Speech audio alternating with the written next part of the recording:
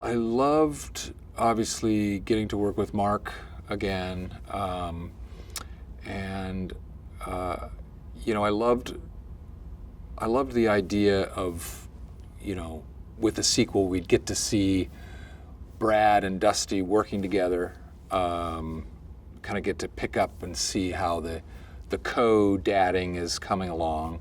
Um, and I mean, mostly I think in terms of coming back to a sequel, it was just the fact that Sean and John had thought of this premise of, you know, reintroducing not only Brad and Dusty's relationship, but now adding their two fathers into the mix. This story is unique enough and hits on a whole nother set of topics, where the first one kind of, you know, explored the idea of the blended family, and now we're introducing, you know, our dads into the picture. One dad, you know, Mel's Kurt, who's kind of cut from the same cloth as Dusty.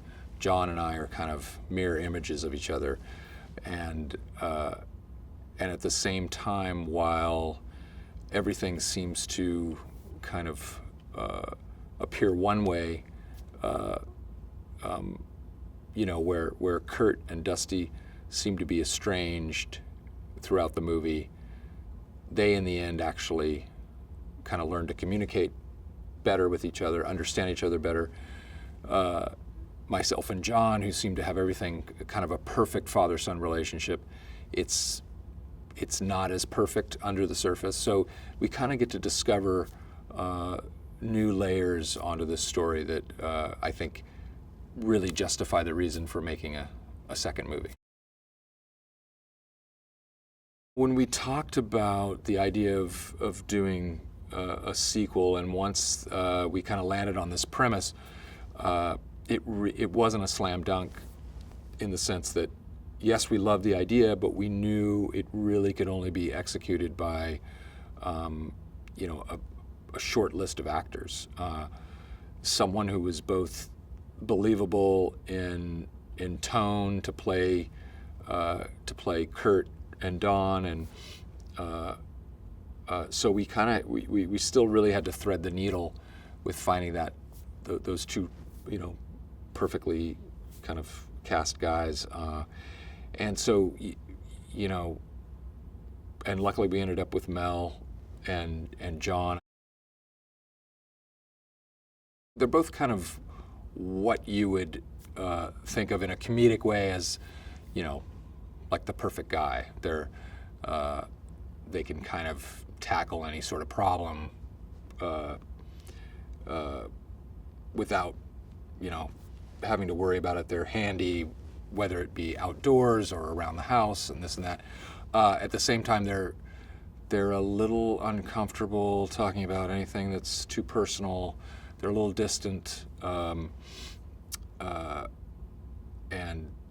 you see where Mark's character has tried to become, you know, with my help, the better version of himself, more of an engaged father, the way, you know, we reveal that all the stories of where Kurt just wasn't there for him.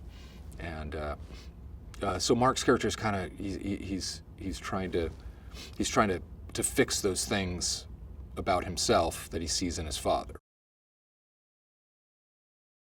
Brad is kind of, you know, they have a new baby now. They have Griff, who's a new addition to the family.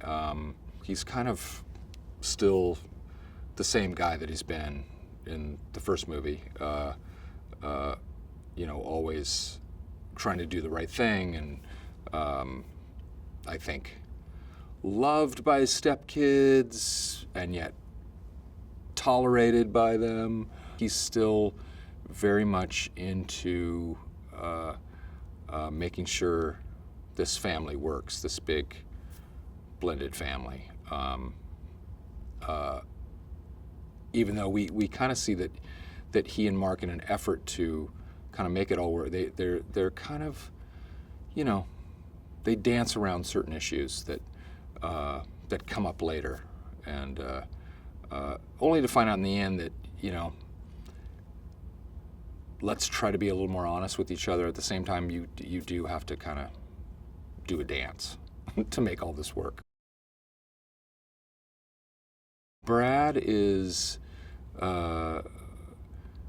you know, he's very much kind of someone who, you know, he likes to use words like, let's have a dialogue. And he's very, you know, his parenting literally comes from a handbook that, or 10 handbooks that he's probably read, where Mark is, you know, I think Mark parents a little more from the gut, which can be really good at times, and other times it's not the right thing to do or say ever. So that's kind of the, I think there's a lot of times where Dusty's looking at Brad going, why are you telling them that? And Brad's saying, what? That's what I read, you know, in Psychology Today. So that's kind of the contrast between the two. We have Owen and Scarlett are back to play Megan and Dylan, and it's interesting because they obviously have a relationship with my father, who comes by all the time, and they're very comfortable around him, and they find him silly, and he tells little, you know, stupid grandpa jokes, and Kurt, Mark's dad, hasn't been in the picture that much. And so they're a little leery of him at first, but at the same time, they're, you know, as are kids in that situation, they kind of find him cool in his own way and start calling him El Padre because he wants to have a nickname too. Don is Pop Pop, and Kurt was just Grandpa Kurt, but he gave a self-imposed nickname, El Padre. This is Mark and I's third movie, and it's nice to kind of know each other well enough to, you know, can really hit the ground running. And anytime Sean wants us to change something within a scene, we know exactly what to do, how to respond to each other. Yeah, it's just very comfortable. Not only is she a great actress, but she's just so kind of funny in a way that you don't expect. And I like the fact that she gets to play. You get to see Sarah's insecurities come up throughout this movie. She's constantly dealing with Karen, who is this obviously beautiful woman who's who's an author and is constantly writing in her books and taking notes, and kind of has a loose Brazilian style of parenting with her daughter, and Sarah's always like, what is going on? And so it's fun to get to see her kind of have these other scenes where she's having to measure up to everything she thinks Karen is. This will be a movie where you get to go together and you get to have that shared experience of laughing with your kids at the exact same thing and at the same moments, and those, you know, those moments are kind of few and far between when you go to the movies. You're usually taking your kids to something that you're kind of tolerating or whatever, but to actually both enjoy it, either for the same reasons or for different reasons, is really, really kind of unique. Hey, so I hope you liked the video. Now stay with me as I have an interesting behind-the-scenes movie fact from Anchorman. Now, in the famous scene where Paul Rudd speaks to Will Ferrell about Sex Panther cologne, remember? Wow. Never ceases to amaze me. What cologne are you gonna go with? London Gentleman or... Wait. No, hold on.